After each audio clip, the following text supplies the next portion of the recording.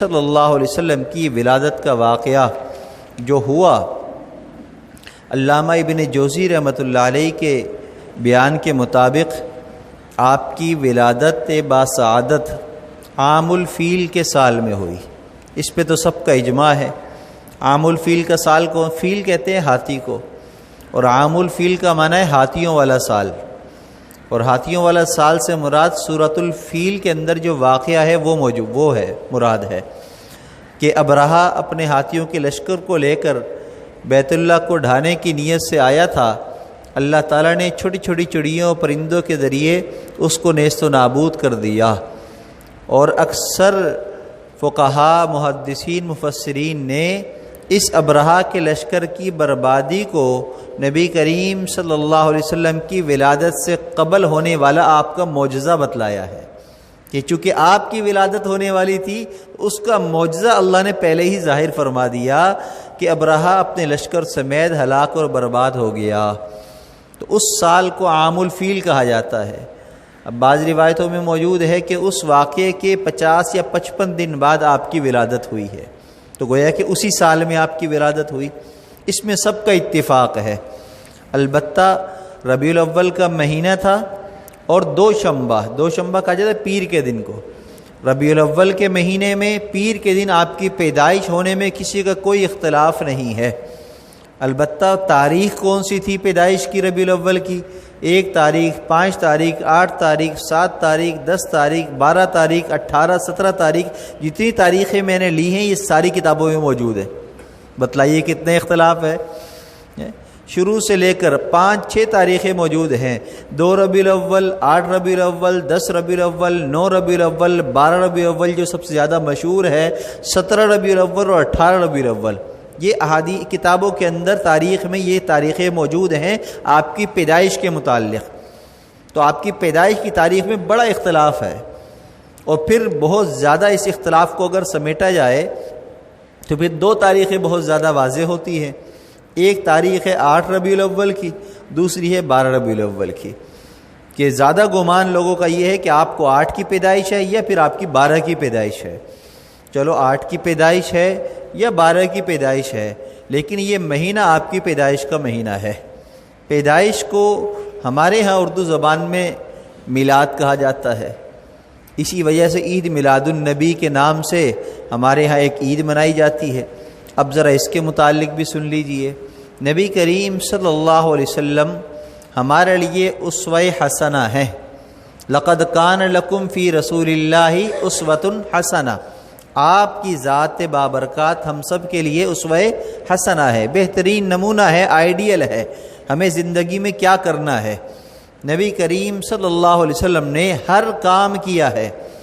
مزدوری بھی آپ نے کی ہے، بکریاں چرائی ہیں، آپ نے ملک شام میں تجارت بھی کی ہے، آپ نے شوہر کے حقوق بھی ادا کیے ہیں، آپ نے بیٹی کے ساتھ باپ کا سلوک کیا ہونا چاہیے وہ بھی بن کر کے دکھایا ہے، بہنوں کے ساتھ کیا سلوک ہونا چاہیے آپ نے وہ بھی کر کے دکھایا ہے، اپنے ماتحتوں کے ساتھ کیا سلوک ہونا چاہیے آپ نے وہ بھی کر کے دکھایا ہے۔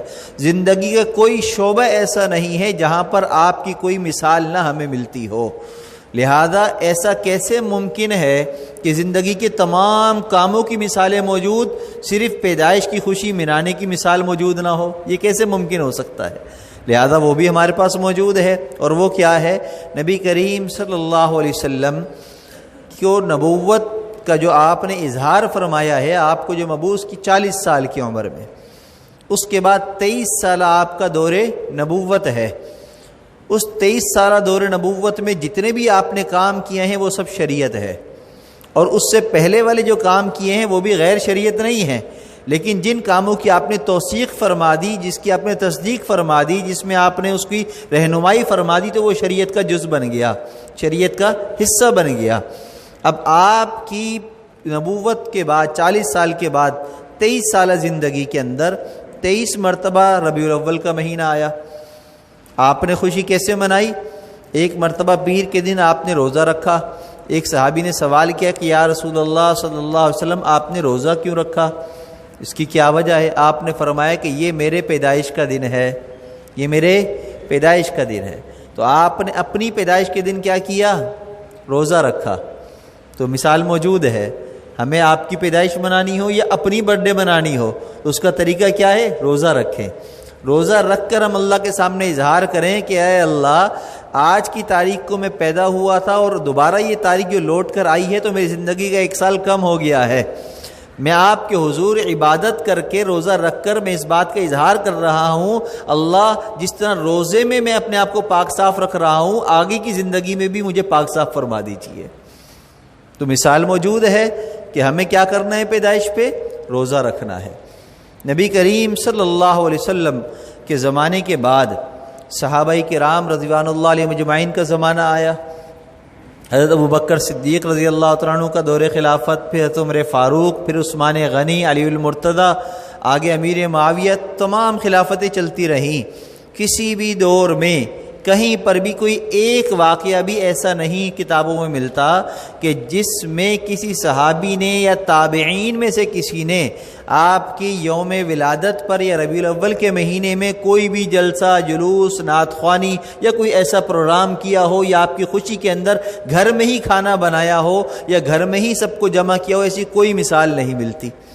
لہذا جب شریعت میں ہمارے پاس کوئی چیز ایسی موجود نہیں ہے تو ہم اس کو شریعت کا ایک حصہ بنا کر، اس لیے کہ آپ کی جو ذات ہے نا وہ شریعت ہے، تو آپ سے منسوب ہر کام شریعت ہے، چاہے آپ کی ولادت ہو، چاہے آپ کے کوئی بھی وہ شریعت ہے. ہم یوں کہیں کہ بھی ہم شریعت کو حصہ نہیں بنا رہے، ہم تو بس ایسی خوشی منا رہے ہیں، تو یہ بیوقوفوں کی بات ہے. ایسا ممکن نہیں ہے. اب مسجد میں آئیں، آپ بیٹھے، میں ایسے ہی بیٹھا ہوا ہوں، مسجد میں تو ایسی بیٹھنا بھی عبادت ہے، مسجد میں تو ایسے آنا ہی عبادت ہے. آپ کہیں نہ کہیں، آپ اگر نیت سے آگے اللہ کے گھر میں پاک صاف ہو کر جا کر بیٹھ رہا ہوں تو آپ کو بیٹھنے پر بھی ثواب ہے. تو آپ کو یہ کہنا کہ ربیع الاول میں ہم نے کھانا ایسی بنا لیا، چھٹی تھی ہم نے دعوت کر لی، ہم نے پڑوسیوں کو کھانا دے دیا، ہم نے بس نئے کپڑے بچوں کی خوشی کے لیے بنا لیے، ہم نے بس جھنڈیاں ایسے ہی لگا لی، تو یہ ایسا ہی کچھ نہیں ہے.